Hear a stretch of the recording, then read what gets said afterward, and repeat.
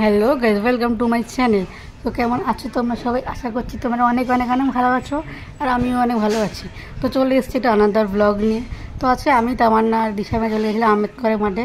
মানে যারা যারা হাবড়ার মধ্যে থাকে তারা নিশ্চয়ই ছিল আম্বেদকরে। তো যেহেতু সামনেই দুর্গা পুজো, সেই জন্য ফটো তুলতে মানে নিজেদের ফোনে আর কি ফটো তুলতে আমি তামান্না আর দিশা চলে গেছিলাম। তো বেসিক্যালি আমি পরেছিলাম একটা কুর্তি, আর দিশাও কুর্তি পরেছিল। কিন্তু তামান্না আমাদের একটু মডার্ন মেয়ে, আমাদের হচ্ছে গিয়ে আর কি মডার্ন দুর্গা বলতে পারো, কাজবান থেকে বেরিয়েছে। তো পরেছিল একটা জিন্স টপ।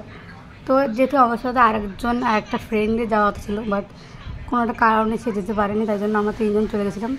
তো গিয়ে দেখি যে এত রোদ, মানে ভেবেছিলাম আমার শাড়ি পরবো, তো এখন ভাবছি যে না, ভাগ্যি শাড়িটা পরিনি।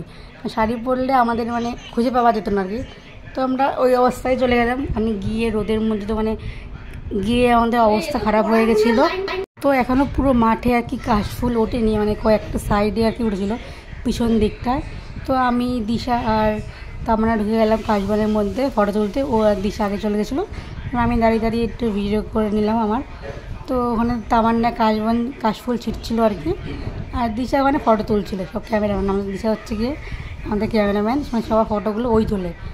আর তামান্না হচ্ছে মডেল, মানে সবসময় ফটো তোলে, মানে ওর হচ্ছে গিয়ে ফটো শেষই হয় না। তো এখন দেখলে মানে মেয়েটা এতটাই রোগা, মানে ওর থেকে মানে ওই কাশফুলের ওজনটা বেশি, এই জন্য টেনে হিসেবে ছিটছিল।